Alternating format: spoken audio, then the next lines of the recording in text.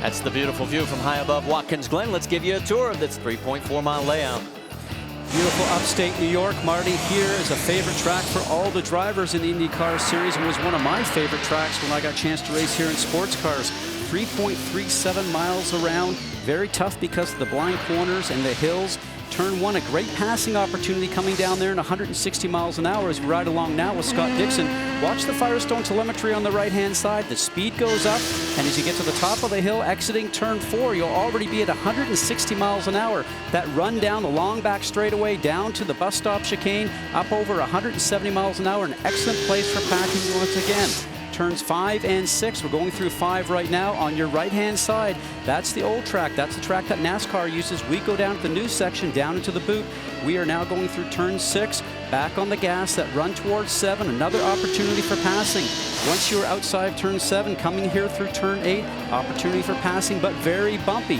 Now we head back up the hill in a very slow section, also getting back onto the original racetrack. Accelerate very quickly, going through turns 10 and 11. Watch the speed here in turn 10, 140 miles an hour on entry, keeping the speed up, going through turn 11. You have to exit here very quickly so you get a good run down the straightaway. Watch how close the Armco barrier is there on the left-hand side. It's a great racetrack, very physically demanding.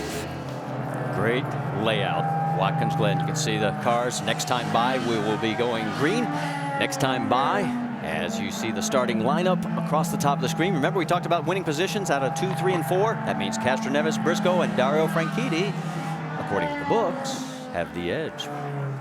How about our 6 onboard cameras? We've got Dan Weldon, appropriately with the National Guard on board. Danica Patrick with the GoDaddy.com.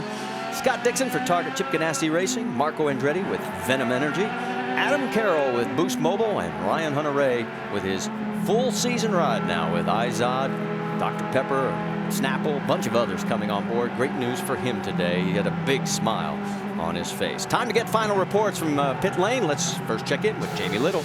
Well, Marty, one driver who came into this race with a lot of momentum on his side, E.J. Viso. He finished 3rd at Iowa, the IndyCar Series' last stop. That was his best career finish, but it all came to an abrupt halt in yesterday morning's practice. You could see here, he comes into turn 2, extremely hot, overshoots it, goes through the grass, bends the skid plate underneath. He loses control, hits the wall not once, but twice. That resulted in going to a backup car and a backup motor. He missed qualifying this morning in the warm-up, broke the right front suspension. Look for this team to mix up the strategy to give to the front. Rick? Well, Jamie, one driver here who's tired of being good wants to get better. That's Marco Andretti. He's been good here. He's qualified in the top 10 every race. He's finished 5th the last 3 races, was in the hunt to win at the race before that, but he's tired of doing good. He wants to win here. Now, the problem is he's starting back in 8th place. He's got to work his way through the field. His problem today, his biggest thing, is how to channel that frustration into speed without making a mistake. Marty? Thank you, Rick. Let's check our GoDaddy.com rules of racing. Scott? Well, we're going to have 60 laps around this race course, 3.37 miles, as we mentioned. Pit strategy, 2 to 3 stops. If there's yellows, we might get it done in 2. All teams are expecting a 3-stop race here. Push to pass, we'll explain that as we go through. It's something new this year, 22 seconds in length, a 10-second recharge, get an extra couple hundred RPM, and about 10 more horsepower. Drivers will use that. And the tires themselves, 6 original Blackwall tires, and then you have some reds and 3 sets of reds. And Vince Welch for an update on the tires. Let's hear it. Well, Scott, 2 big different strategies with the 2 power teams, Penske and Ganassi. The Ganassi team starting 4th with Dario Franchitti and 7th with Scott Dixon will start on the reds, the alternate tires. It's a softer compound. As far as the blacks are concerned, they are the primary tire. As we get ready to go green, we're going green right now. These black primary tires, it's a harder compound on these tires. And that means that they are not going to be as good at the start. So the red's going to be better at the start. So the red cars of Ganassi looking to make up some spots right away at the beginning of the race, Marty. And the race winner on every road course race out of 12 so far has been starting on the reds. Down the back straightaway, Willpower on the inside, Briscoe right behind him.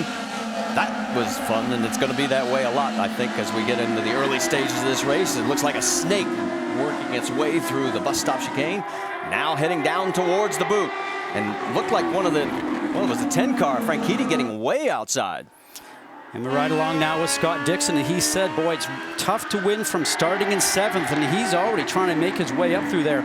If the leaders start to stretch away and we do not have any yellow flag scenarios, you end up in a situation where you're always playing catch-up. Heading for the very bumpy section you described, turning, whoa, and saw a lot of dust kick up, somebody exiting out of the boot. And Justin Wilson slides on the inside of Dixon. He got a little bit of a slow speed coming out of turn 7. It cost him on that run up the hill. So drop him back a spot. Justin Wilson says thank you very much.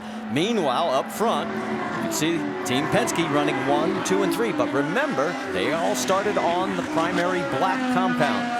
We'll see if that strategy pays out for him as we get ready to complete lap number 1 of 60.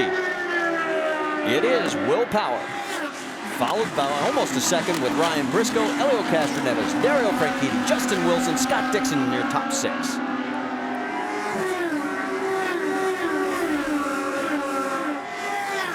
What all the drivers don't want to see is the ability of Will Power on a road course or a street course. He is so special, very talented. All the drivers know it. Even his teammates know it. If he gets out the lead, as we now look at the target cars trying to go on the inside, boy, there's not much room there. Almost contact between the 3 of Castroneves, the 10 of Franchitti.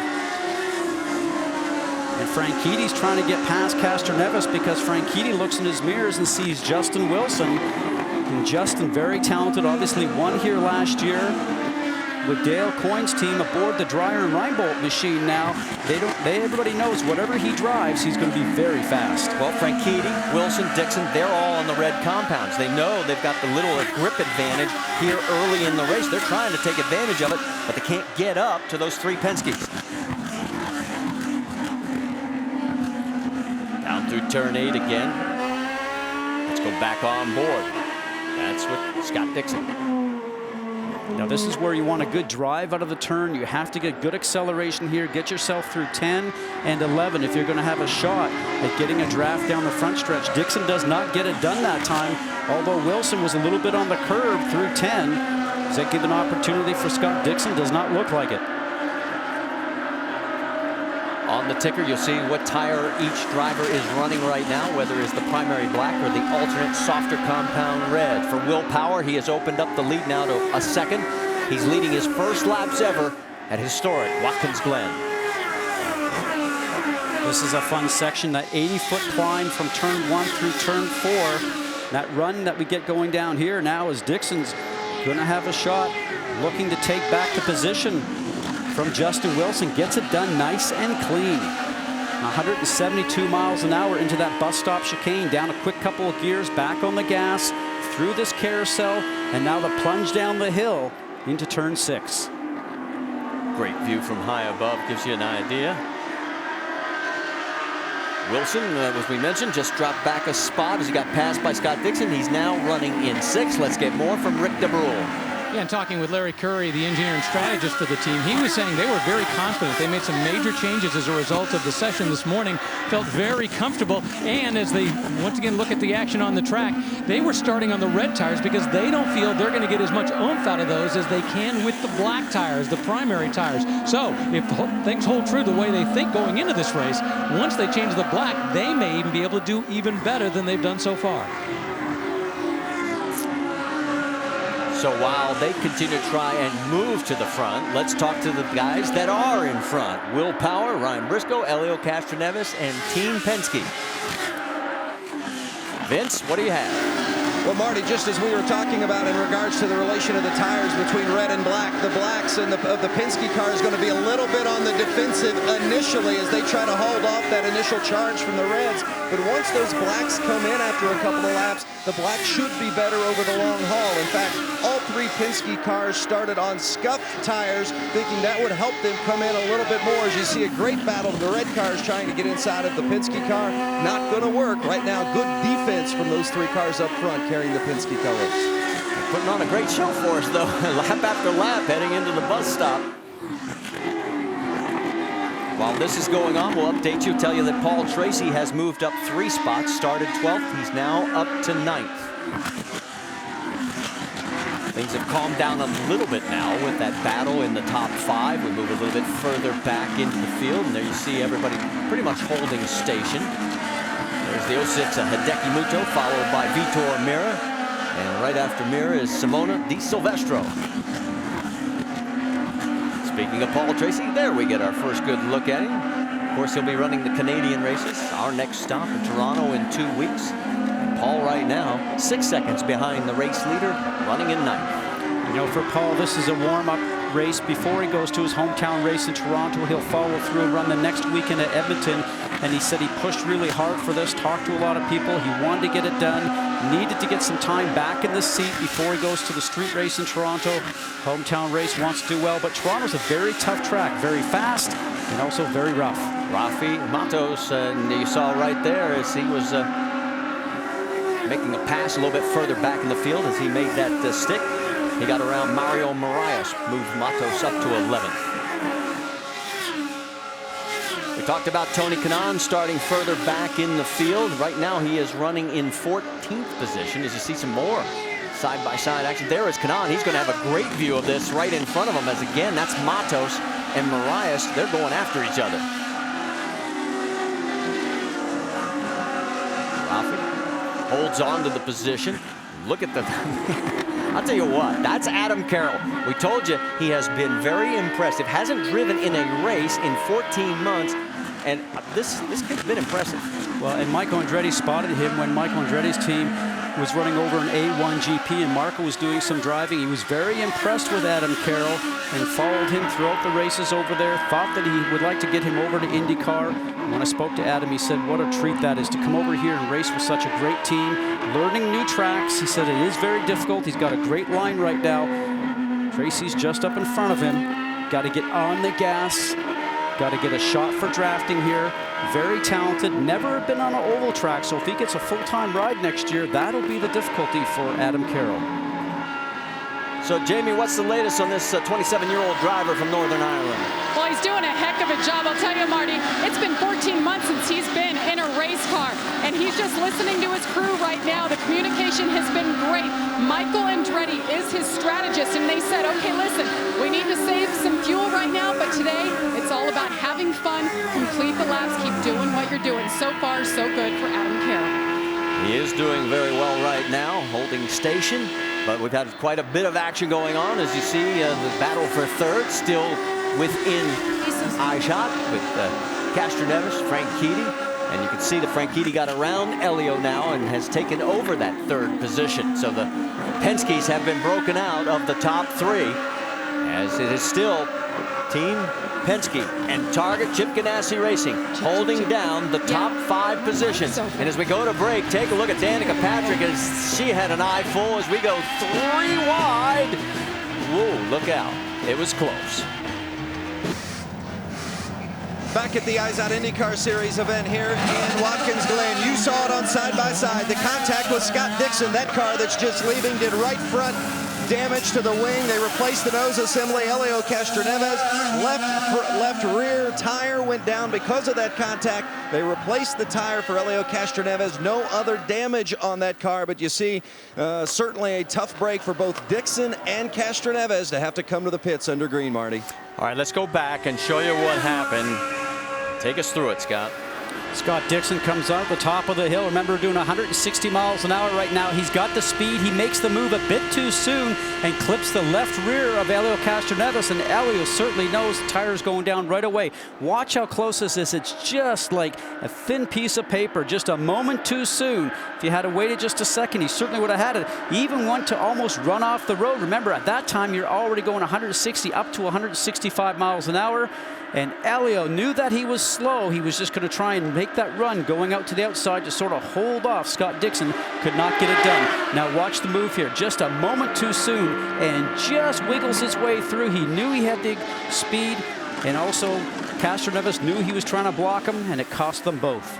Now, that's the bad news. The good news is they are still on the lead lap. So it still could be that they can get back into this race if caution would come out. That would bunch the field back up. Both of them took advantage of the situation to top off with fuel, and we know some teams already, including Alex Tagliani, were going short pit. Well, Alex Tagliani came in lap 5 or 6, you know, but if it's green all the way, all the teams said we cannot do it in 2. It's going to take 3 stops. So right now, you'd have to come in for a splash of fuel at the end with maybe about 5 to 8, maybe 10 laps left to go. Well, this is just a reverse strategy for them right now. They've come in early. They'll still have 2 stops. They hope that maybe when they get to the end of the race, if it's gone green all the way through, that just put them in the great track position. That's what they have to hope for right now. All right, let's reset the top 3 for you because they've sort of checked out on everybody else. Will Power, followed by Ryan Briscoe and Dario Franchitti. That group has a 3.3-second lead over 4th place Justin Wilson. Takuma Sato running 5th. Marco Andretti is running 6th. This time by, you'll see that we have completed a total of 9 laps, working lap number 10 of 60. And something a little different this year, Marty, than we've had in past. In previous years, the drivers have been able to control the fuel mileage by a knob on their steering wheel inside their cockpit. They could go from 100% fuel and trim it down. Now this year, it's 100% fuel or then a yellow setting. The options have been taken away, so we're seeing some great racing because these drivers aren't trying to save fuel, they're just racing. Remember we told you it was going to be fun watching the 2 cars, one of them being that one right there, the 37 of Ryan Hunter-Reay. He's going inside of Paul Tracy. This is for position, and he's going to take him through the bus stop. And that's a big move when you can outbreak Paul Tracy with the experience that he has and so many race wins plus a championship. That was a great move by Ryan Hunter-Reay. From 16th, he has now picked up 7 spots. And Ryan Hunter-Reay shown now in 9th. Paul looks like he doesn't have the speed that the guys have around him, so for Tony Kanaan, he has to time it correctly now, so he has an opportunity to pop inside of Paul Tracy and surprise him in one of the turns. Dropped a couple of wheels off on the 7-Eleven machine, but was able to maintain the pace. He's still right behind the 24, and right behind them is the rookie, Adam Carroll. This is where you want to get it done. Coming back up onto the old circuit, accelerate hard. You're coming up through turns 10 and 11. If you can have the opportunity to get close to the car in front, that's when you get a draft down the front stretch. Well, let's get an update on Paul Tracy from Rick DeBrule.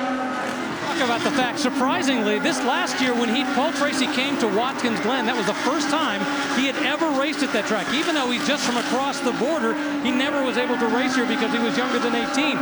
We should also point out that he's a leaner, meaner machine than when he came here last year. He's lost about 40 pounds, but he says I'm a second slower. I'm just not quite sure why. Let's go over to Vince. Well, Tony Kanaan, we noted at the start, it started 13th. He was disappointed with that qualifying position as you see him making the challenge on the outside. Kanaan hoped to gain several spots at the start of the race, but he was not able to do it. So with the position that he was in, because he was not able to gain spots early, they told him, be conscious of the fuel, pick them off when you can. You saw he challenged that time, but didn't get the pass made. Yeah, Paul Tracy said, are you kidding? I am not going to give you the inside line. You've got that outside porch. You can sit on it. And that's exactly what Paul did, and he took the position through the bus stop and has opened up a bit of ground. And what Tony could have done is waited just a little bit longer coming up that hill because he had the speed, the momentum. Just wait a moment and then get on the inside of Paul going down that stretch. So there's the top 3 as we are working on lap number 11 of 60 here at the Glen in Watkins Glen, New York. How about Dario Franchitti? He's never won here at the Glen. It's on his bucket list. Ryan Briscoe, he's come close, but he too looking for a win. And how about Will Power, the points leader? He's out front. He's been there all 11 laps.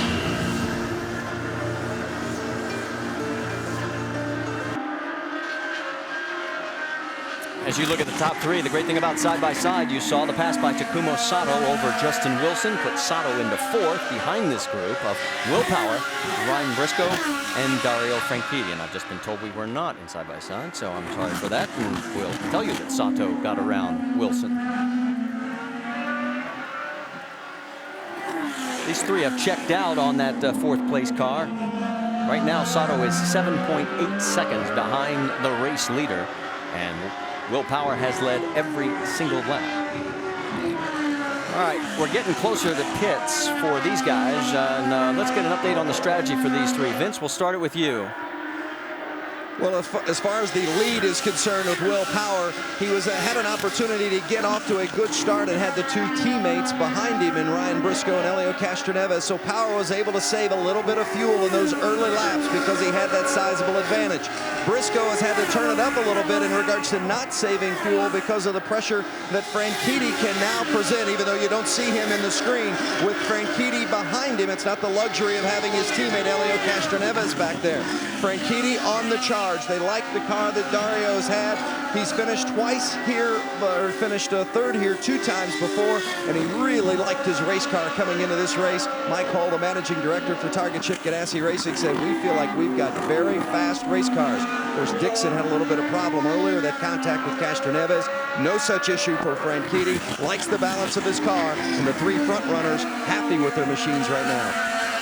What I find interesting, Scott, first and second, Power and Briscoe are on the black primary tires. Then from third all the way through 6, Franchitti, Sato, Matos, Justin Wilson, they're on the reds. Well, with the temperature that we have now, venturing on about 90 degrees ambient and a high track temperature, I'm not surprised to see the 2 drivers in the front in the Penske machines with the black tires being able to just start to walk away a little bit from Dario Franchitti, who is on reds, because invariably, usually what ends up happening is the red will give you more grip sooner and maybe give you a bit more speed, but as the run continues on, sometimes a softer compound tire, which is the red, will start to trail off, and the car starts to squirm underneath you in braking, and you don't get as much grip through the turns. So maybe that's why the first 2 guys are spreading away.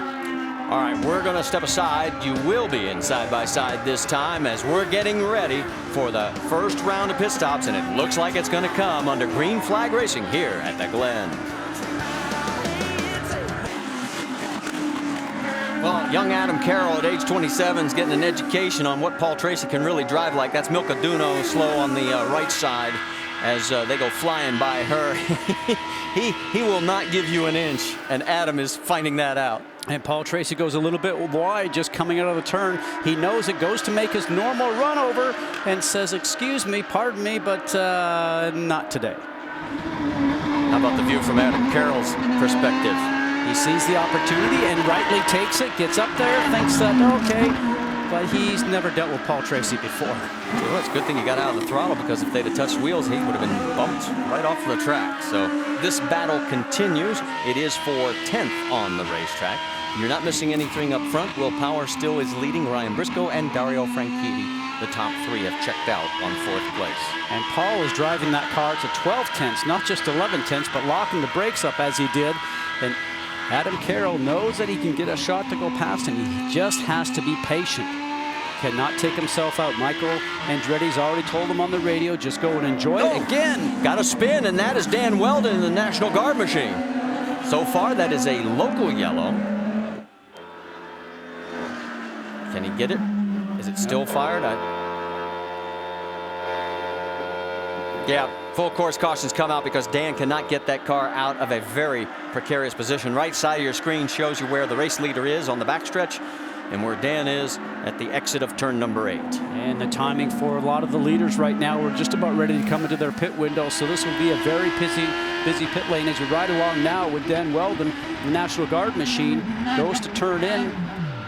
That was very weird. Didn't seem like anything was offline. Everything was proper.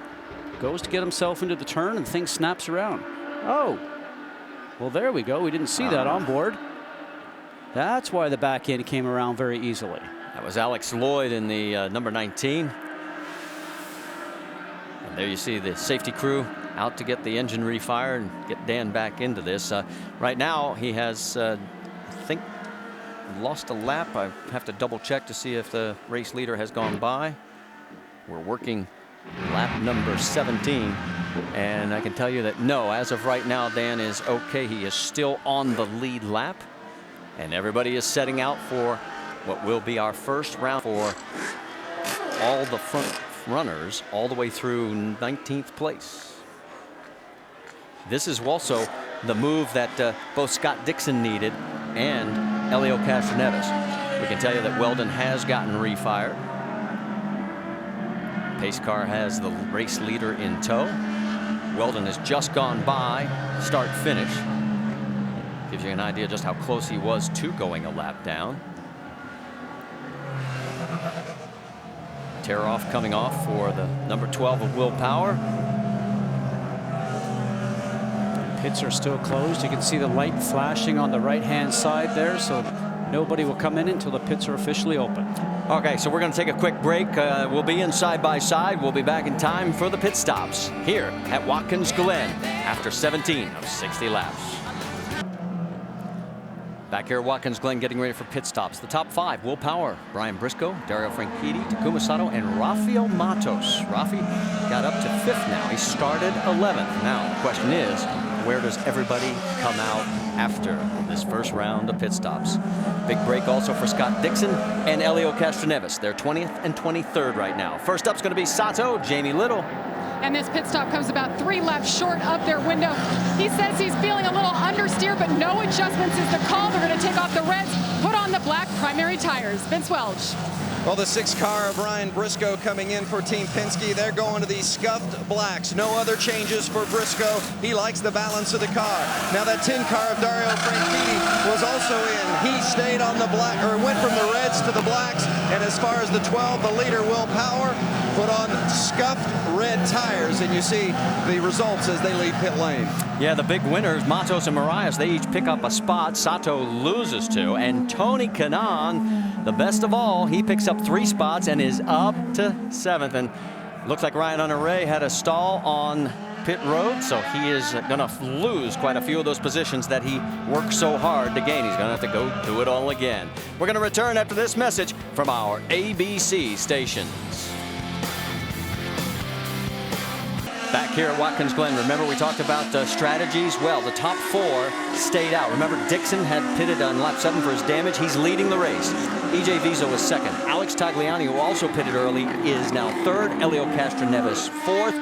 Then the group starts where they came in. Will Power, Ryan Briscoe, Rafi Matos, 5th, 6th, and 7th. But remember, the guys up front are going to have to pit again unless another yellow comes out. Bunch up the field. Dropped a couple of wheels off there. That was Mario Marias right in front of Tony Kanaan. Look at the pass going down in. That's the 22 of Justin Wilson getting around Hideki Muto. That is 4th position on the racetrack. That will be changed from 13th. Adam Carroll right behind Muto trying to size him up as well. Always want to take advantage of restarts because the cars are bunched together. These guys will spread out quite quickly. Adam Carroll right now looking to get a draft going down the front stretch here. On the tail, Hideki Muto, will he have a shot at doing it? Not this time.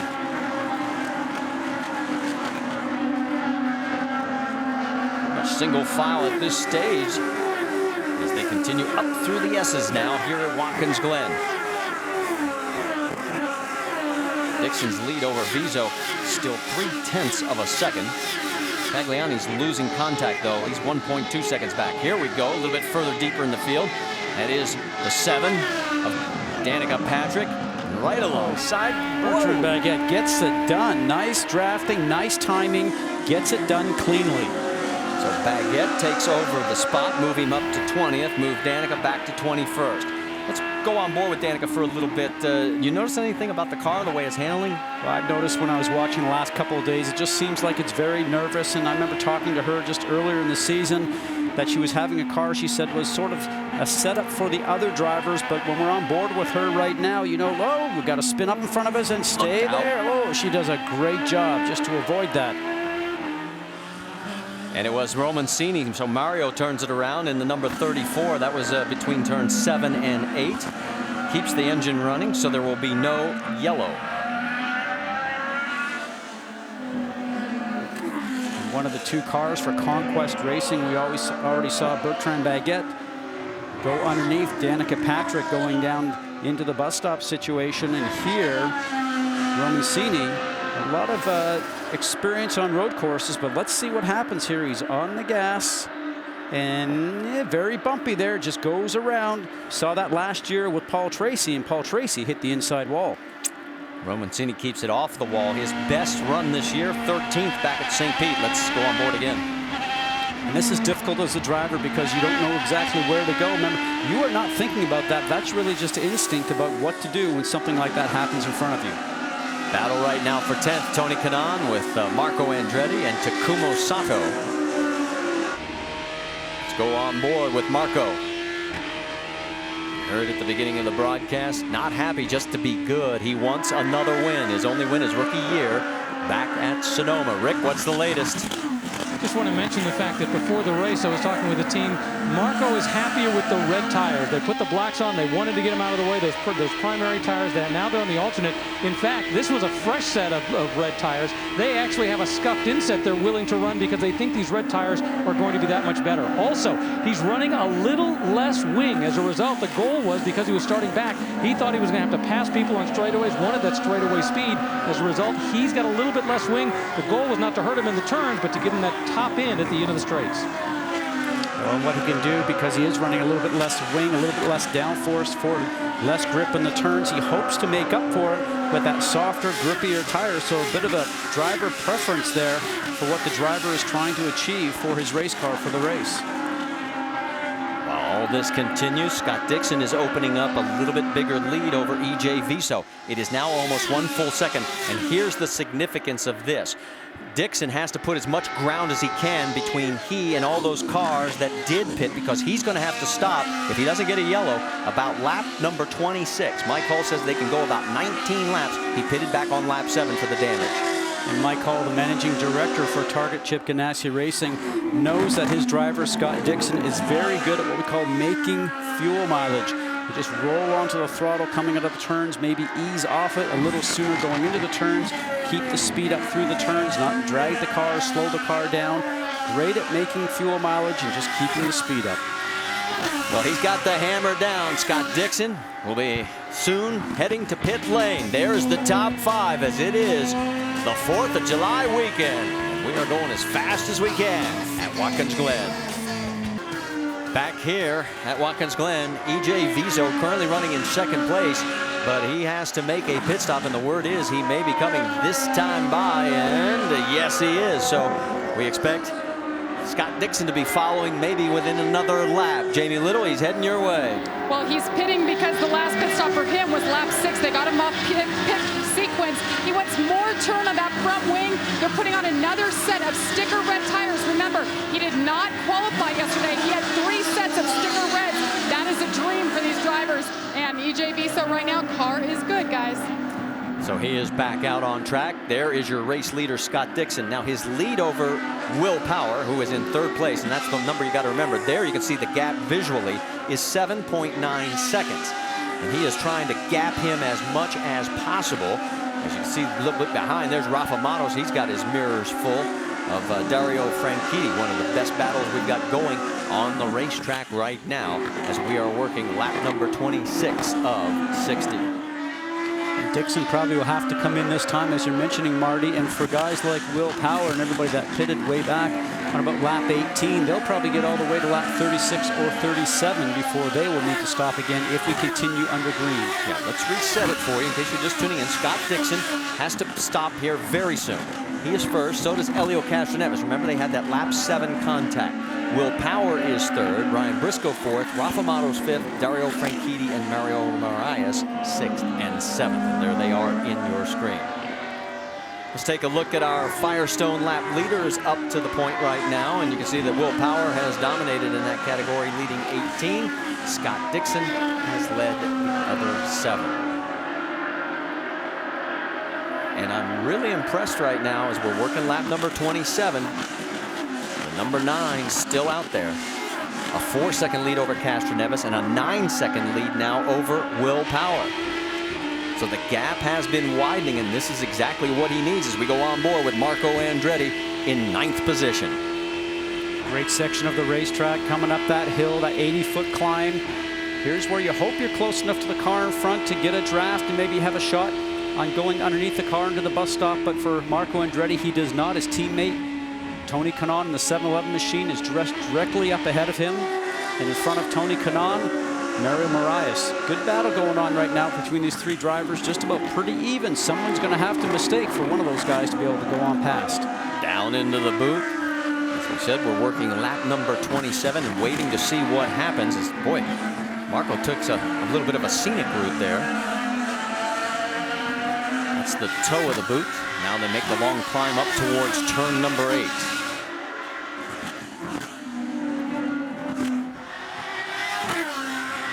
A little bit further back, checking in on Dan Weldon and Hideki Muto. They're running in 14th and 15th position. We got word that they had a bit of a moment a while back. Weldon's already had one moment right there in turn number 8. Turned the car around. Let's go back and take a look. On board with Weldon. Into that bumpy section right here. This is exactly where he had the problem before. Muto a little bit wide. Dan Weldon gets the opportunity and takes it. So doesn't go all the way around, no contact, but he does pick up the spot. And we continue on with another lap, and now working lap 28. So Scott Dixon getting extremely good fuel mileage. There you see the 37. Ryan Hunter-Reay getting around Paul Tracy. So move Ryan up to 17th. Paul Tracy back to 18th. Remember, Ryan stalled the car coming out of pit lane, and that's why he fell back. On board with Danica Patrick. She's running in 19th. Just ahead of her is Paul Tracy. You know, and maybe a younger Paul Tracy would have made that just a little bit harder for Ryan Hunter-Reay, but since he's not been in the series full time, maybe he's looking just to make sure he gets to the end, because the younger Paul Tracy certainly made it very difficult for drivers to get past it. All right, let me put the question to you as here we go. Danica Patrick takes a look down on the inside. Cannot make the pass. We can tell you that Scott Dixon and Helio Castroneves are laid out for pit stops. Now, remember, we are working lap 28. They came in on lap 7 after having the contact, and here he comes. So 21 laps. A couple more than we first heard from Mike Hull. He thought they'd make 19, maybe 20 if they were lucky. But it looks like Dixon is going to make it to 21. Vince, he's coming your way. They really like the way Scott Dixon's race car is handling. Of course, you noted that earlier incident, the contact with Helio Castroneves. The 9 car of Dixon, they're going to put on the black tires, sticker tires, no other changes with that car. Dixon is off, and Helio Castroneves is in as well. Castroneves went to the red scuffed tires, the red scuffs for Helio. So remember, we talk about the in-lap and the out-lap being so important. Look at this, Milka Duno coming out of pit road also, or by pit road, almost collects Helio as he's on the hammer. He gets around her. Well, Helio was coming out and directly behind Milka, and he had to make that move because she is so slow to get up to speed. And right now he's in the battle with Danica Patrick, who's out on warm tires. What will Helio do? The smart thing is to probably let her go. Don't flat spot your tires because they're cold. Then you have to spend the whole segment on tires that would be vibrating. Well, what I was saying was Helio set the best lap of the race on his in-lap for that pit stop, the lap right before. So he was all in the mail. Can he get back to the front? We'll find out. Paul Tracy is in, Rick. They decided to change strategies as a result of bringing in. They're doing a short fill, sending them back out with no major adjustments. The idea is shift things around and see if you can't really rattle the cage, go with a different strategy, and hopefully on the back end it'll pay off. Well, we're right at halfway at 30 laps, so he's going to have to stop one more time. We'll see if that pays off for him. Right now, the race lead belongs to Will Power, and if he can make the fuel economy that he is, we think that he might be able to sneak it on home with one more stop. And one bad news to report, Alex Lloyd is out of the race. Jamie, you've caught up with him? Yes, we have. He's out of the car. In his pit box, we heard you mention something about steering, that it couldn't steer anymore. What happened? Yeah, we think, we're not entirely sure. We think we may have a steering rack problem. We started having some strange things happening after the first pit stop, and then we came in and thought we'd change tires and see if that cured it. Then all of a sudden the steering locked, and it was almost like in a road car when you lose your power steering. It was, so something must have broken in the steering. We couldn't find it in pit lane, so that's us for the day. So real shame, because the Boy Scouts America car was going pretty well, and we were moving through the field pretty well, and I felt like we were a top 10 car, but it's been a frustrating weekend with a couple of little issues here and there, and disappointing day. And Alex Lloyd's first race here at the Glen is over early. Marty? All right, thanks, Jamie. Well, you know, and I think, Marty, right now, when you think about a steering rack, maybe it was that contact he had with Dan Weldon in the turn that knocked the steering rack off, because you get the left front wheel hitting the rear of another car, then it's usually the front end that takes a suffering on that. As you finish up that point, take a look at Marias, Kanan, Andretti. We go on board with Adam Carroll. He's in 9th. And the other 3 that we just talked about are right in front of him. This is a great battle on the racetrack.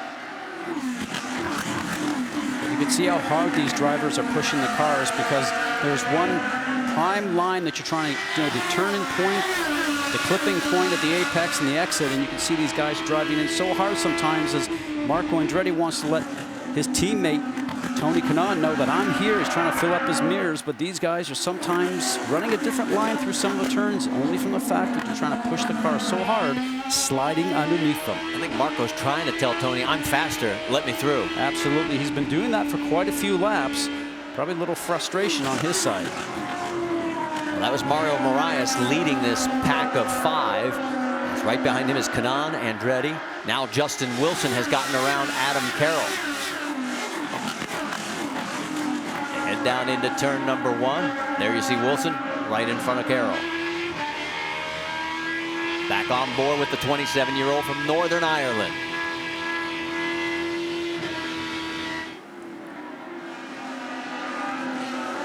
Let's check back up front, because Will Power is now 0.8 of a second in front of Ryan Briscoe.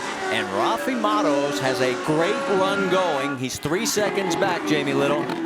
Yes, and he's running 3rd right now, but we just got word from Jill DeFerrin, a co-owner of the team. He said Rafa has lost all telemetry on his car. They're not sure what's going on. They can't see anything from here on the pit box. All they can do is communicate with him over the radio, so we will keep an eye on the 2 car. Well, that would be a tough break if that develops into a bigger problem, but right now he is doing a very nice job of driving, 3 seconds behind the race lead. And of course, that was Jules DeFerrin, one of the team principals of that number 2 Honda Dallara. Let's talk a little bit while we got a chance. As you can see, 28 laps to go here. With Will Power out in front, and get you caught up with the calendar. NASCAR Nationwide Series will be at Chicago. We'll have it Friday, 7:30 Eastern on ESPN. Then on Saturday, NHRA Northwest Nationals qualifying on ESPN2 at 10 Eastern. On Sunday, it'll be the finals on ESPN2 at 11:30 Eastern time. And what about the IndyCar Series? Well, the IZOD Series will stop at Toronto Sunday, July 18th, 2 weeks, 12:30 Eastern on ABC. We'll return after this message from our ABC stations. Welcome back here to Watkins Glen International. That is our race leader, Will Power, by 1.3 seconds over his teammate at Team Penske, Ryan Briscoe, and Rafi Matos running a career best 3rd right now, doing a great job. And for Will Power, he has dropped down 1 mile an hour the lap previous to this. He just dropped down 2 miles an hour on the lap he just completed. So is he trying to stretch his fuel mileage just a little longer? By my calculations, originally he probably would have to have come in somewhere around lap 37, just about 2 laps from now. If he can get himself to maybe lap 39, would there be a possibility he could come in and get that one last stop and maybe get to the end? That's the question that's probably going on right now in the Penske pits. Well, and you also notice on the drop down, the push to pass. We've seen a lot of guys using it. Will Power has used it. There's a total of 12 in your bank, and it lasts a total of 22 seconds. He's used it 5 times. Ryan Briscoe has used it 4 times, so he has 8 remaining. Rafi Matos of the top 3 has used it the most. He only has 5 pushes left. And push to pass, as we mentioned before, you get the opportunity to use it, and it lasts 22 seconds. An extra 10 horsepower, uses a couple hundred extra RPM, also uses more fuel. So if you're trying to make some fuel mileage here, you're probably not going to be that anxious to go ahead and use it. Let's look a little bit further back. We had this battle going on right before the break, and there's Mario Marias. He has got a great run going as well. He is up to 5th. His best finish so far this year was 6th back at Long Beach. And Marco Andretti came up the hill, almost ran to the back of Tony Kanaan, had to lock the brakes up, and that in turn has put Justin Wilson right on his tail, running a bit of a defensive line through 10 and 11, although I do think Marco is a little bit quicker at this time. One car taking a dive into pit lane. We saw that in the back there, and it looks like it's actually Takuma Sato that has come into pit lane, and Danica Patrick is following as well. Let's send it to Rick DeBrule. Yeah, Danica Patrick bringing it in. They're going to put on the red alternate tires. She's been running with a higher downforce setting. She wanted a more comfortable car, and apparently at the higher downforce, perhaps not as much speed, more comfort. They do make a change on the right front wing, and she's out. Sato also comes out behind her there. You can see out the rear view. There he is coming down pit lane as well. So they'll rejoin the battle. We'll sort out their positions. And look at the action that we still have going as Adam Carroll is fighting with Justin Wilson. That is for 8th position as they head into the toe of the boot.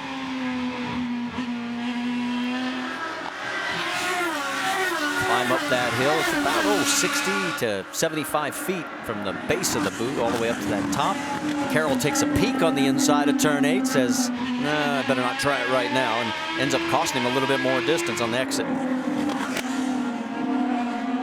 Very difficult to pass Justin Wilson with all his road course experience that he has of various tracks around the world. One of the smoothest drivers you'll ever see pilot a race car around a circuit. Just watch how close he gets to the lines.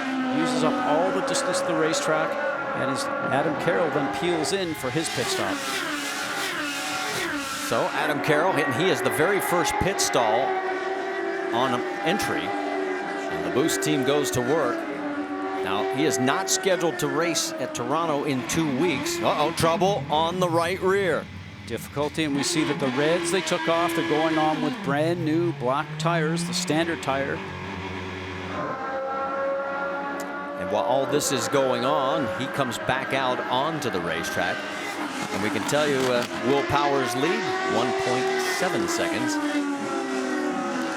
And also we're on lap 37, which by calculations we thought he would at least get to. How much further can he make it? Could he get as great a fuel mileage as we saw with Scott Dixon? Will he be able to eke out those extra couple of laps and a chance to maybe get far enough in this race so he can have that one and last stop? One of the things I just noticed, Scott, he has used 2 more push to passes in an effort to open up some more ground, perhaps, getting ready for this pit stop.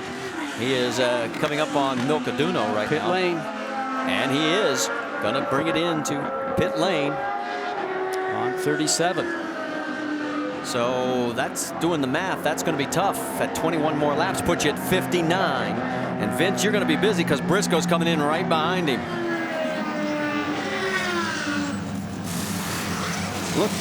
Looking at the car of Will Power, he was your leader prior to the pit stop. Now Briscoe, red stickers for Power, red sticker tires for Power, and for Briscoe, they went the red stickers as well with a half turn of front wing. So both the Penske cars have now gone to red sticker tires. And a gaggle of cars have come in, including Rafa Matos. He has already made his stop. He's back out. Justin Wilson is in. Ryan Hunter-Ray is in. Here is Tony Kanaan, Mario Moraes. He has made his stop. And this is all happening with 22 laps to go. So this is going to come down to fuel strategy again. Here comes Wilson. They're 3 wide. That's Hideki Muto in the middle. Simona Di Silvestro behind. And in that exchange there with the Penske teams, Briscoe got out in front of Power. You saw Will Power get an extra turn of front wing during that pit stop. And that's probably why he wanted to have a shot at opening up that gap to his teammate Briscoe, because he knew he had to take a moment just to have that wing adjustment. Dario Franchitti is your race leader right now by 1.1 seconds over Dan Weldon. Now Franchitti's last pit stop was on lap 18. They are making excellent fuel mileage. He is laid out, so is Dan Weldon. You saw the 4, about the 6 stop pit stalls further back on that shot. And here comes the race leader. So Franchitti coming in here with now 21 laps to go as he goes by this time. And if they can do this, this will be their last stop, Vince. He's coming your way. Dario Franchitti going to go to the red scuffed tires for Franchitti. Remember, he's already won the Indianapolis 500 this year. He's had good runs here at Watkins Glen, but he's never been able to win the race. His hero, Jim Clark, won it 3 times. Dario hopes today is his day, as we got a yellow now incident on the track. Simona Di Silvestro has crashed coming out of the boot. There you see on the right of your screen where she is on the track, and the damage on the left side is severe enough that it's going to end her day. And one answer we now know, as we're going to watch a replay here of Simona coming through the turn on the gas, a little bit wide by the looks of it. The back end comes around. She counter steers. The car then grips and pitches her into the Armco barrier.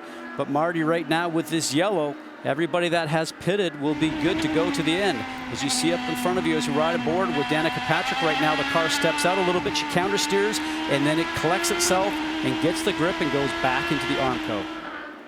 One more look at it. Simona's best finish this year, 14th, back at the Indianapolis 500. She's not going to be happy with when she sees that video. Tough break for the 78 team, and she's okay. And we will go side by side. We'll reset it for you when we come back. Under our second caution here at Watkins Glen, the contact for Simona Di Silvestro. There you see EJ Viso's crew laid out. We can also tell you the 9 of Scott Dixon is ready. Remember, they had problems earlier in the race. This was pretty much a tough break for them because now when they do make the stop, they'll be at the very back of the cars that are still out on the track, and that's 22 of them. The Firestone Indy Lights Series race took place earlier this afternoon here at the Glen, the 30-lap main event, and let's take a look at how they finished. J.K. Vernet had a great battle going on with James Hinchcliffe. It's his 3rd race out of the 6 starts this season that he has won. He also won at St. Pete and at Barber, and we congratulate him on a top 5 finish and another win in the Firestone Indy Lights Series. Still under caution, and you mentioned it right before the break, Scott. Everybody that was going to be about a lap or 2 short, this extended caution is going to open that window. There is Scott Dixon. He is going to have to peel off and make his final stop. Helio Castroneves follows, so does EJ Viso. Vince, you've got one more assignment, buddy. Get those 2 in and out for us, will you? Well, these 2 cars still paying for the fact that they had that early contact that caused them to pit on lap 7. Elio's going to the sticker red tires, so that'll take care of his obligation from that perspective. Scott Dixon going to the sticker blacks, and there's the race off pit lane. Danica Patrick also came. Justin Wilson, we're hearing, also made a stop, and the 77 of Alex Tagliani, he short pitted early. That backfired on his strategy as well. So we're still under yellow. We'll reset the field for you when we come back here to the Glen.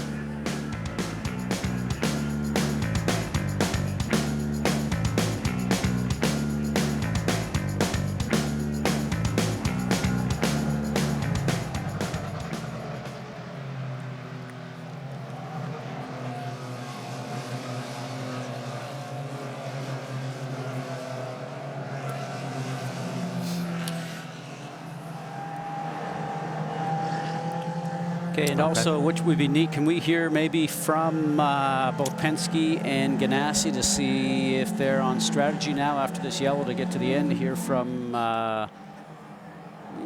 just sort of, you know, for the viewers at home to sort of see what's happening. I always love to see that. And Simona is already walking right behind the Viso pit.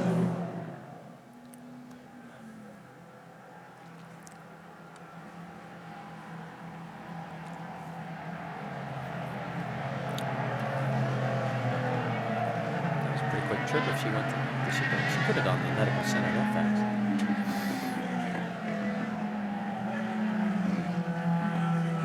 On the Tuesday.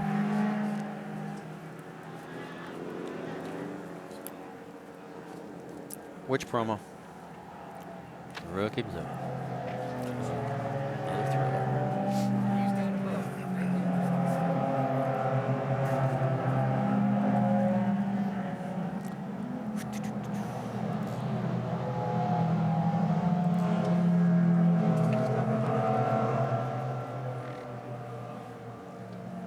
The #1 new summer series is ABC's Rookie Blue, and they promise to protect and serve, but rookie cops can't promise anything.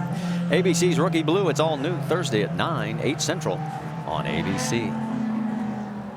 Under our second caution, if you're wondering what the record is for the fewest number of cautions here at the Glen, it is 3. The most we've ever had was 7. Honda's fastest seat in sports sweepstakes was so popular, they wanted to create 2 more opportunities for fans to win. Go to shophonda.com, sign up for your chance now to start at either Chicagoland Speedway or Homestead Miami Speedway in the Izod IndyCar 2-seater, and it's driven by Mario Andretti. All right, let's talk a little strategy, and who better to talk with than the man who leads Team Penske, Vince. That's right, Roger. Ryan Briscoe on the point, pitted lap 38, so you got 22 to get to the end. Do you have enough to get to the end? Oh, yeah, I think we're in great shape because we've had 4 or 5 yellows here. Went yellow right away. We got our track position, so it's a matter of just holding off Will and Dario. It's going to be a fight to the finish. You put front wing in the car on that last stop. How's the car handling? Well, we did that because of the red tires. You got a little more understeer, so it's just a matter to balance the car. There you go, Roger Penske, and talking about those adjustments, they did go to the red stickers, remember. Those are better for the shorter run typically as compared to the blacks that will hold up supposedly, you know, theoretically more durable over the course of the long run. But Scott, I know a lot of drivers talked about at the end of this race last year, they felt like the reds and the blacks, there wasn't a lot of difference in racing circumstances. There was on the restarts, but not once they really got going and heated up. And that's maybe a little bit different this year because of the heat that we have. It is very hot here, but no matter what they have underneath them, Vince, you can tell we're going to have a great show here because these 3 top drivers are going to go after the victory. All right, let's find out what happened to Simona Di Silvestro, Jamie. Yeah, she's here at her pit box now, a little frustrated. You had a good run going up until that point. What happened? Yeah, you know, I made a big mistake. You know, we went out after a pit stop. I had a pretty good pit stop and tried to make a little bit too much time in turn 7, and the rear tire just snapped, and it put me in the wall. You know, it's a really big shame because we're really moving forward. We had a little bit of trouble in qualify, but the race was going really well for us, and I made this huge mistake. So I feel really bad for Team HVM, but they did a great job the whole weekend, and you know, we're gonna get them the next race for sure. But really disappointed with this. All right, thanks, Simona. Glad she's okay, guys. This was her first start at Watkins Glen.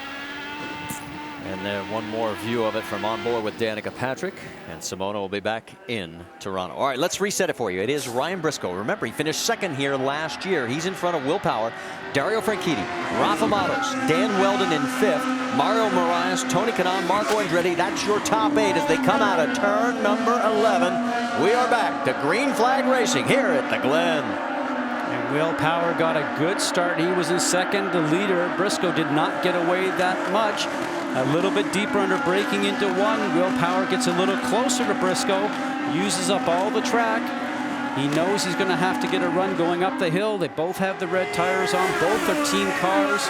Both going to go the same speed down the straight. Will he get a draft here and have a shot? The push to pass being used by both of them. They're down to 4 left, and look at the inside. Here comes Power going into the bus stop. He's retaken the lead. So that'll be our 5th lead change between 4 different drivers, and Will Power has the bit between his teeth.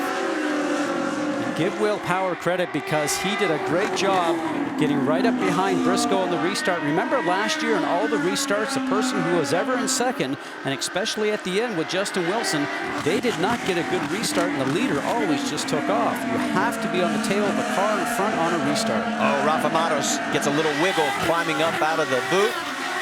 And then Dan Weldon drops a couple of wheels off, kicking up some dust. What's the latest on Weldon, Rick? Well, for Dan Weldon, timing is everything. They came in, made their last stop right before the yellow flag came out. As a result, they were able to move up in line, and they are good to go to the finish with the fuel they've got. And not only are they good to go, but they're good to go and race at the same time. As you see, he keeps trying to line up Matos. Think about this. He had that spin earlier when he had the contact with Alex Lloyd. At that point, they thought the race was going to be way in the back. Now he's through luck and through positioning has managed to get himself into that top 5. Yeah, fuel should not be an issue now with this last caution that we just went through. John Barnes, he looks on from the pit box and watches his driver Dan Weldon currently holding station in 5th position. And Weldon is on the red tires, which we know offers a little bit more grip. Chasing Matos, which is on the black. Will there be an advantage to Weldon? In fact, everybody is on red except Matos that are in the top 10. Looking on the inside, there's Ryan Hunter-Reay taking a peek inside, getting around his teammate Tony Kanaan through the bus stop. So move Ryan Hunter-Reay up a position into 8th, Tony back to 9th. Marco Andretti right in front of that group, and on the last restart, this was heading down about a lap ago. Perfect timing, nice clean pass. It looks like Tony's having some difficulty getting onto the back straight at speed because that's where the passing is happening on him. For more on Marco Andretti, let's check in with Rick DeBrule. Yeah, we were just talking about fuel, and we were saying everybody's good to go. Well, in checking with the team, they're saying maybe. I asked, is he good to go the distance? They looked up and he said, well, I'll tell you in about 16 laps or so. They're concerned at this point that they may not be able to go the distance. But at this time, they've decided they're just going to go for it. They've given them the green light, go as hard as you can. At this point, they either make it or they don't. Well, he last pitted on lap 38, which is exactly what almost everybody else did. And then a couple others pitted at 39 and then lap 40 when we had the caution. So theoretically, he should be able to be okay and make it the rest of the distance with the extra laps that we had under that last caution. You can see that Ryan Hunter-Reay is burned out on push to pass. We'll double check that. Marco Andretti has 4 remaining.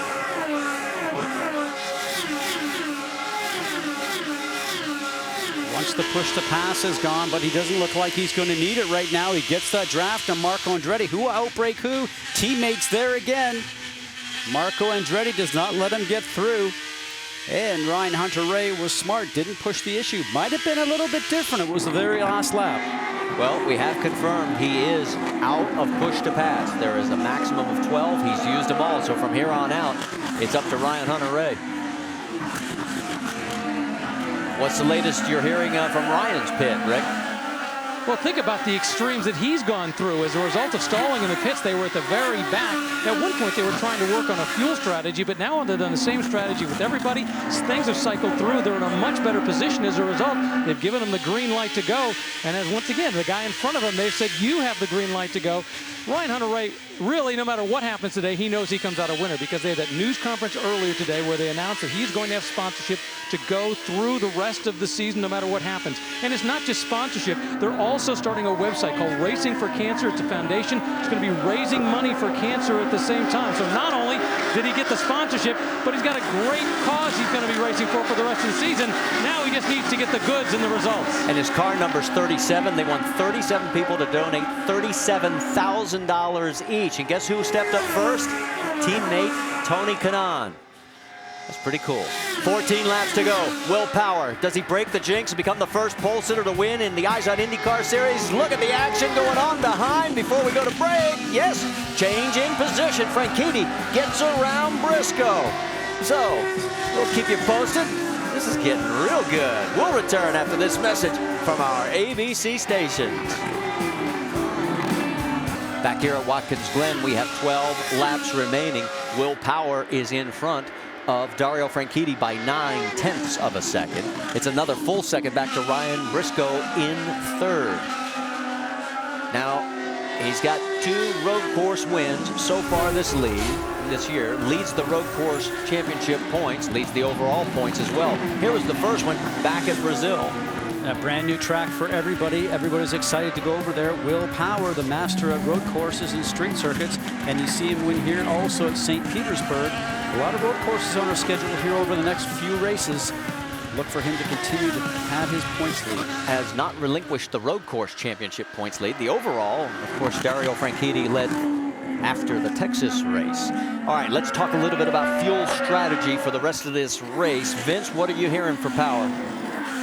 Well, Will Power leads Dario Franchitti by a little less than a second, but Dario pitted a lap later than Will, so Power needs to be a little bit more conservative with fuel, although they believe that he's got enough fuel to get to the end, so he doesn't have to be so conservative that he's going to have to back off of it drastically to lose that lead. But also, Dario has 6 push to pass remaining, while Power has just 4. So an extra lap of fuel and 2 extra push to pass. Can it make the difference for Dario Franchitti?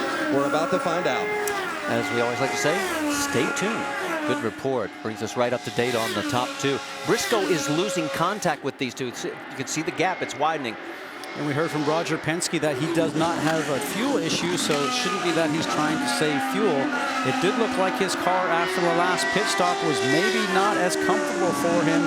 Looked like it was a little bit nervous on entry to turn, so maybe he doesn't have the same car underneath him that he had before the pit stop. Briscoe only has 2 push to pass available. A little bit further back in 4th position is Rafa Matos. He has 5 push to pass. Here he comes into view with Dan Weldon all over him, but Weldon has used them all. Let's get an update on first Matos, Jamie. Well, Mato's first driver there in the top 4 that has blacks. Now they still have that telemetry issue, so the team really doesn't know if they're good on fuel or not. Of course, they're just telling their driver, conserve fuel right now. And as you said, he does have 5 push-to passes left, so you have to keep your eye on that too. Rick? You know, for Dan Weldon, it's really been kind of a rough weekend. During qualifying, they did not get the qualifying they wanted because they had a bolt that sheared off in the steering unit. As a result, the car was towing in, creating too much drag. He couldn't figure out why he couldn't get any top-end speed, even though they had it set out with the wings to give him that top-end speed. They were able to fix that last night. They were very confident going in today that he could move up, and as has been shown, he's doing well. By the way, if you take a look at that helmet he's wearing, that was actually designed by a child at St. Vincent's Children's Hospital in Indiana. Every year around Indy time, he goes to the hospital, has a child make some designs, and he's wearing that design on his helmet. You see the top of it right there, designed by one of the kids at St. Vincent's Hospital. Marty? Great story. Thanks, Rick, for sharing it with everybody. As you take a look at the race leader, Will Power. He is continuing now to lead Dario Franchitti by 1.1 seconds. The owner of that number 10 car is Chip Ganassi. He's with Vince. Chip, 5 push-to-pass available for Dario, 4 for Will. You've got an extra lap of fuel. Enough laps left to catch him? I think so, Vince. You know, it's what we're doing. We're doing the same thing. Counting the fuel, counting the laps, counting the buttons left. You know, it's going to be a good race to the end, I can tell you.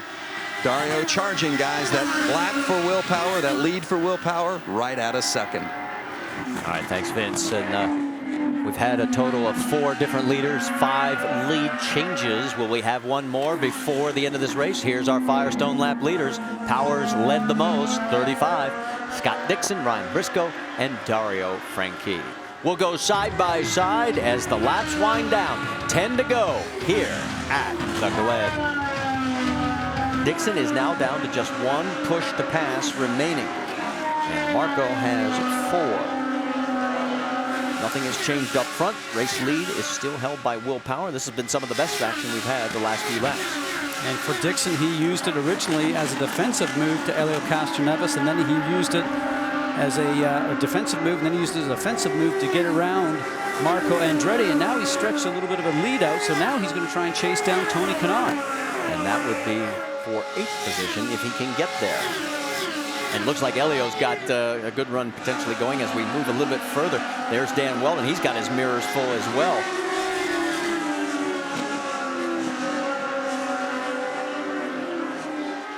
Down into the boot. 7 laps remaining here at the Glen. Weldon, we told you he is out of push to pass. His battle with Marias is for the 4th position. He holds it. Marias would like to get it. Right in front of them is Rafi Matos. Matos has done a great job. He won the Indy Lights race here last year. Gilles de Ferran very high on this driver. And Rafa just really excited about having the opportunity to work with a team that's continuing, it's growing, it's building. A one-car team, though, that's the difficulty you have when you get to new circuits or you get to a circuit where your car's not working. You don't have the opportunity to get some information from a teammate. So we see co-owner Gilles de Ferran on the right-hand side of the screen. If they can make this team a 2-car team next year, watch for this team to continue to build with owners Gilles de Ferran and Jay Penske. Rafi right there in 4th position. And that was Jay right there standing alongside of Gilles. Behind him, Dan Weldon, Mario Marias. A little bit further back, Ryan Hunter-Reay has worked his way back. Remember, he stalled the car on pit lane. He is now running in 7th position. There's Tony Kanaan going through in 8th. Scott Dixon there in 9th. Helio Castroneves. And what's happened to Marco Andretti? He has dropped 2 positions in the last 2 laps, and he's under attack again from Justin Wilson. Car's not working for him. When you don't come off the last turn and get your speed going up the hill, that's usually a cornering issue, and you're not very comfortable with the car. So he does not seem to be able to get onto the power as quickly as everybody else to carry that speed out of turn 1 up through the hill and down that backstretch. Marco was looking really good at the beginning of the day, but right now finds himself in 12th position and going south. Spoke to them earlier just in the garage area, and I think they were all very optimistic because he has run well here previously and looking for a better finish today, but that's not going to be the case. Can you hear anything? See anything? A little bit of coasting into the turn. Usually you're down to the turn, hard on the brake, banging through the gears, and right back on the gas. But right now he seems conceded that he does not have a car underneath him that's going to work very well. So he's trying to click off the laps by the sound of it. There is one more potential answer. Maybe he is being told that he is using too much fuel. Well, you know, and you brought up a point that, you know, he was in the same category as everybody else as far as in-lap was concerned. So were they getting all the fuel into the car? Was it getting completely filled up for the 22 gallons? Remember, last year with Justin Wilson, they were only getting 19 gallons of fuel into the car. So maybe he did not get a full tank. All right, let's check back in on the race lead, because you see Dario Franchitti has used the push to pass. He is down to 2. Remember when he was like at 5? He is trying to close the gap because he knows that the laps are winding down, Vince. Well, and that lead has stretched to almost 1.5 seconds now for Will Power. Remember when it was down under 1 second, so Power has been able to stretch that lead a little bit, despite the fact that Franchitti had a couple of extra push to pass and 1 extra lap of fuel. You know, when Franchitti was here a couple of weeks ago for a test, he stayed at the Glen Motor Inn in the same room that his hero Jim Clark used to stay in when they came here for the Formula One race. Clark has won here 3 times. It would mean so much for Dario to get that win here at Watkins Glen.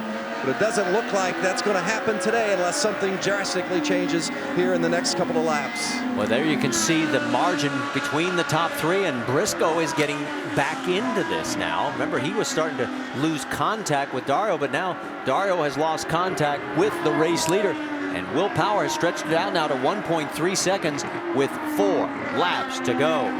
Well, usually Will Power has been clicking off laps that were just a couple of tenths quicker than Franchitti. That last time Franchitti just about the same speed, and Briscoe seems to be pulling it up just a little bit, but you have to catch up to the driver in front first, and getting past usually is a little bit more of a difficult task. Power on the push to pass right now. That brings him down to 3. They go through the bus stop one more time, and it is still a 1.3 second lead. Well, smart job by Will Power, because you get that push to pass that lasts for 22 seconds. You push it probably coming out of turn 1 to get that run going all the way down the straightaway, and to try to keep that barrier in between him and the second place car of Dario Franchitti. Climbing up now towards turn number 8. Margin is still the same at 1.3. Remember, Penske has owned the pole position here, winning it all 6 years that the IZOD's IndyCar Series has raced here at Watkins Glen, but has never sealed the deal with a victory. Power talked to us at the beginning of the race about that hex and saying that he has done everything and will do everything to break it, and he is about just over 3 laps away from fulfilling that quest. And it looked like Franchitti had a little bit of a problem in turn 9. You see the push to pass at the top of your screen for both Franchitti and Briscoe. Both have 2 left at this point in time. Briscoe did get a little bit closer. Looks like Dario now has turned around and made that gap to what it was before. While this goes on, I'll update you verbally. Marco Andretti's troubles continue. He has dropped back to 14th. Hideki Muto has gotten around, and so has E.J. Vizo. While all that's going on, here is the battle up front between the top 3. And it's actually getting a little bit closer between Briscoe and Franchitti at half a second. Will Power so smooth going through those turns. He just makes the car look like it goes through effortlessly. He just does a very nice job. A bit of a dream season he set for himself this year, because he now gets to drive for Penske Racing full time. Got engaged just over the winter time to his fiancée Elizabeth Cannon when they were doing a carriage ride in Indianapolis. They will take a vacation to Hawaii for their marriage later this year in December. While this continues, you look at the telemetry on Power. Let's update you on a few other cars as the laps continue to wind down. There are 22 cars on the lead lap. The last car in 22nd place is Danica Patrick. She's 34 seconds behind the race lead. Milka Dono is still out on the track. She is 3 laps down in 23rd. And those are the only cars still running here in the race. This time by 2 laps remaining. And if Briscoe has anything for Franchitti, and if both of them have anything for Power, they better ignite the afterburners. Well, in the infield section on the new portion of the track down in the boot, it looks like Briscoe does get a little bit closer to Franchitti, but as soon as they get back up onto the original track through turns 9, 10, and 11, then Franchitti seems to be able to stretch that gap out one more time. From high above, you can see them coming up through the S's, down the back stretch. Franchitti right ahead of Briscoe. 172 miles an hour in this area, hard on the brakes, through the bus stop that they're going through right now, back on the gas, going through the carousel. You'll see the right-hand portion of the track leads off, and that's the NASCAR track. Now we're going down to the extension, into the boot as they call it. Neat, going towards turn 7, back up through the gears. Turn 7 is a neat turn because you're hard on the brakes and you go uphill. It's a compression. The steering gets very heavy in the car. You get yourself pushed into the seat. Then you're up the hill, going towards turn 8. Hard on the brakes, but it's a very bumpy section in here. This is where Briscoe always seems just to catch, as we're seeing him there again. But he can't keep that gap the same, so he can have a shot at Franchitti as they come to the front section. Franchitti does seem to get through 9 here just a little bit better. The power down. And then through 10, 140 miles an hour on the entry through there.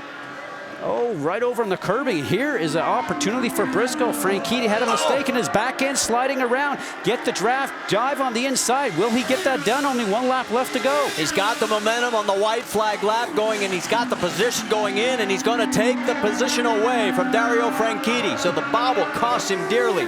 Briscoe using that push to pass. So is Franchitti. And now it's a matter of, could it be a Penske 1-2 sweep? One minor mistake has cost Franchitti second position. Tony Kanaan is being forced to pit, splash and go. It's going to knock him. And a stall. And he stalled the car through the bus stop chicane while all that continues. Franchitti doesn't look like he's going to be able to catch back up. The last time Roger Penske won here at the Glen was 1981. And the man behind the wheel was Rick Mears. Today, it looks like it's going to be a 1-2 finish for Team Penske. Will Power and Ryan Briscoe. And Will Power starting from the pole. Remember, no one's actually won this event here from the pole, so this will get that voodoo doll that he talked about and break that streak. Through turn 8 for the last time. All he has to do is stay clean. Franchitti has given up. He knows he can't do any more about it. Through turn 10. He'll have to settle for third. Power checks the mirrors. Now through turn 10. Power heading for turn 11. It will be his third win of the season. The only multiple winner in 2010 on the series. And the jinx is over for Team Penske. They win at the Glen. Checkered flag. Good job there, Sunshine. You see back Briscoe, Franchitti, Matos in 4th. Great run for him, and Marias in 5th. Look at this battle. And that is Adam Carroll all over Takuma Sato. And that is for position on the racetrack. The battle for 16th coming down the stripe. And a good run for both those drivers. Sato's first trip here, as well as Adam Carroll. So Sato comes across officially in 15th, Carroll in 16th. And there is the captain with a 1-2 finish. Rick? Yeah, standing by with the captain. Roger, was there any bounty on this? Was there any special way you broke this curse? Do you have any special incentive for these guys? Well, I think just a great day for us. We qualified well, different strategy, high downforce, slow downforce, and just great pit stops here. And, Dario and Ganassi's guys are awful tough every day. So to be able to beat them every once in a while, it's good. But I'll tell you, Will Power's pretty tough with his pole positions and what he's been able to do for our sponsor, Verizon. Just a great day for us and for the whole Penske team. Well, congratulations on breaking what little curse existed in the Penske world. Well, I think we're okay. We'll move on to the next one. Thanks. Yeah, I don't think he was ever even worried about any kind of curse, but it is over. 6 times they've had the pole, and they finally sealed the deal with that man right there, Will Power, picking up his 3rd win this year and 7th of his career. Out on track, Mario Romancini has stalled, and that's going to cost him. It'll put him in 22nd position. Milka Duno will be 23rd. She's 3 laps down. Tony Kanaan's pit stop also cost him. He'll cross the line 21st. Danica Patrick in 20th. So things do not go well for Danica again after a 30th place run in NASCAR last week. We'll go side by side as we get ready for the celebration to begin in Victory Lane. The laurel wreath will be hanging around the neck of that man right there, Will Power. Well, you can see Will Power has made it to Victory Lane. let's check in Vince Welch. Will Power celebrating his third victory of the season. A little thunder down under here in Watkins Glen, and the first time that Roger Penske has gotten his team to victory lane here in the IZOD IndyCar Series at Watkins Glen. And Will, first of all, how close were you on fuel toward the end? Yeah, we were very close. I had it under control. They gave me a fuel number. I went for it, and man, I'm just so happy to have the Verizon car victory lane again. It's been too long. With about 15 laps to go, you're running second behind your teammate Ryan Briscoe, and you got past him. Well, what was the key to that move? I just knew that was my only chance on that restart. I was going to pass, and you know, I knew that the tires had a lot of debris on them, so I just went for it and got a good run and used a push to pass. Got past him. It was I was happy, man. I just wanted to win so bad because I just you know, we wanted to win from pole. I hate getting pole and not winning. Rick DeBrule asked you in the pre-race about anything special that you did to break the so-called Penske curse, and you didn't want to share that. You want to share now? It's called hard work.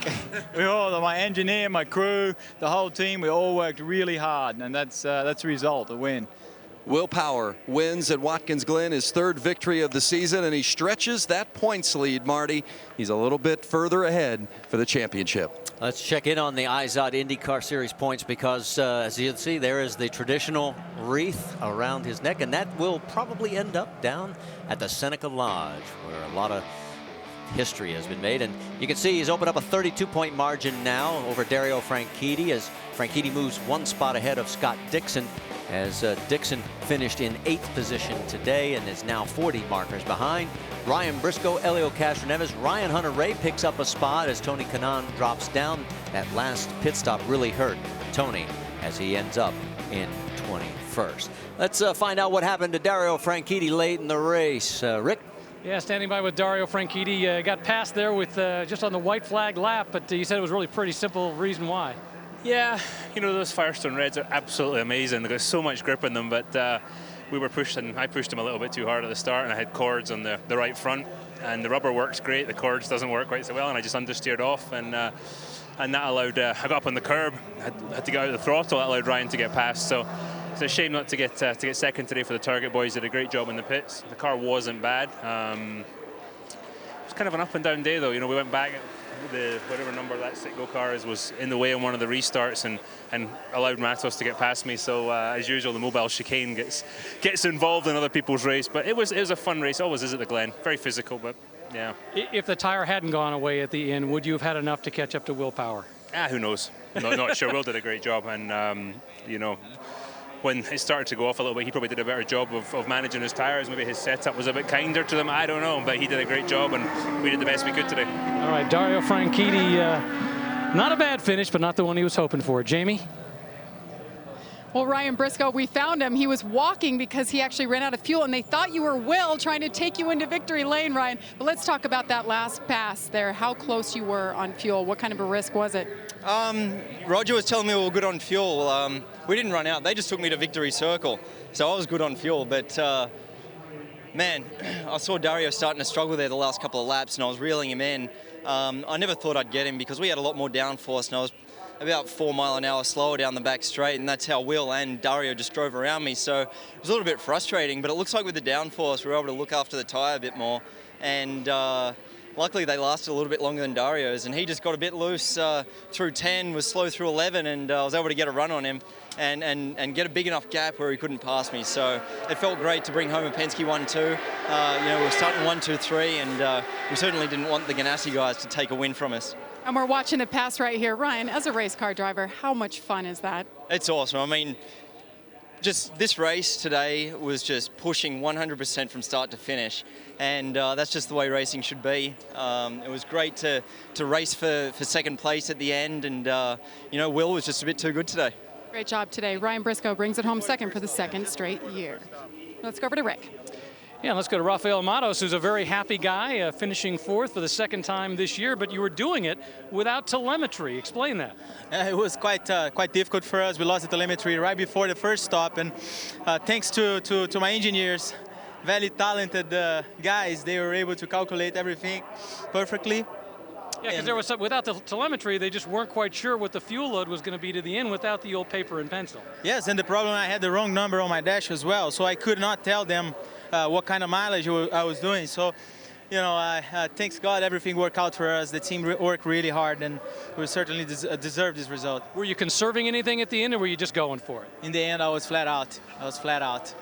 Was it a fun race? It was a lot of fun. It was a tight race. You know, it was a very strategic race, and in the beginning, the first 2 stints, I saved quite a bit of fuel, and I think it paid off in the end. All right. Rafael Matos pretty happy with his 4th place finish. Jamie? Mario Moraes brings it home 5th today. What a great day in the race car and on pit road. They gained you some positions. Take us through your day and what the challenge was like at Watkins Glen. Well, I can tell you the last 2 races was pretty tough for us. We didn't finish both. But I'm pretty happy for the team. They give me some positions on the pit lane, and I got to them some positions on track. We need to work really hard on the field today, but we could manage. I think I finished with, I don't know, nothing on the tank, you know.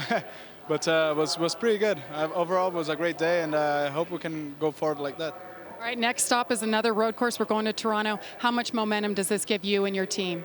Well, I love Toronto. I think it's a great track. Last year we had a great car over there. We didn't finish the way that we wanted, but I'm looking forward, and I hope we can get another good result. Great job today by Mario Moraes. Let's go over to Vince. Well, it's only fitting on the 4th of July weekend that driver in the National Guard car would have a good day, and Dan Weldon, it was adventurous. He started 20th, got spun at one point, and still fought your way back to 6th. How did you hang in there and get that done? I mean, first and foremost, it's very special to represent the National Guard on the 4th of July, and I want to say hi to all the troops overseas and all the soldiers that are based here. But you know, a fantastic job by the National Guard Panther Racing team. We were very strong on the first day. We had a little problem yesterday, which we didn't find till after qualifying, and you know, in the race it was pretty eventful to start with. Got bumped by Alex Lloyd, but as soon as we put the reds on, I was able to come through the field, and you know, it was a very, very strong team performance. You mentioned the bump from Lloyd. Take us through that spin. Exactly what happened from your perspective? I just I could see he was having a little bit of a go, but I tried to give him a little bit of room. He obviously wasn't right alongside me, and we touched. So you know, it's unfortunate, but you know, one of those things. I knew once you know, the team were going to do a pit stop, they'd make me some spots, and then fortunately, because the car was so good, we could overtake people on the track. So that was a very nice feeling. Great recovery and a great day for Dan Weldon. He finishes 6th. Rick? We left all that in the tank. Well, standing by with Ryan Hunter-Reay telling stories. This has been a day of extremes. You know, you got the full ride this year, you got the money, and then you stalled it in the pit. What happened? That's what happened. Simple stall. This is easy as that. Yeah. But talk about coming back. You were almost dead last when you got back out on the track. Yeah, we got back out on the track dead last, and I was like, man, I dug a big hole for myself today, and we climbed our way out of it like we keep doing. I mean, we had a good race car and just fought our way back up to the front, or I should say up into the top 10. And you know, it was a good car. It was a lot of fun out there today. That spot, that stall cost us in the end. It ended up costing us like 4 spots, I think. Now, I was asking you, I was a little confused at the very end as to what your fuel strategy was. I was listening to the radio, and I asked you, well, what was the fuel strategy? I don't know. They were driving me nuts on the radio, telling me save fuel. No, go ahead. No, save fuel. And it was like back and forth, and that drives a driver nuts because you just want to go, you just want to pass, you just want to go as hard as you can. And in the end, they told me to end up saving fuel, and then I ran out of fuel on the in lap. So and you had to be towed in on the cool down lap. Yeah. So hey, I'm happy to be here for a full season. I've got so many people to thank for that. They know who they are, and you know, with racingforcancer.org up now, and the rest of the season is in honor of my mom. It's really cool that this team's pulled together like this and done this for us. All right, Ryan Hunter-Reay had a very adventurous day out here at Watkins Glen.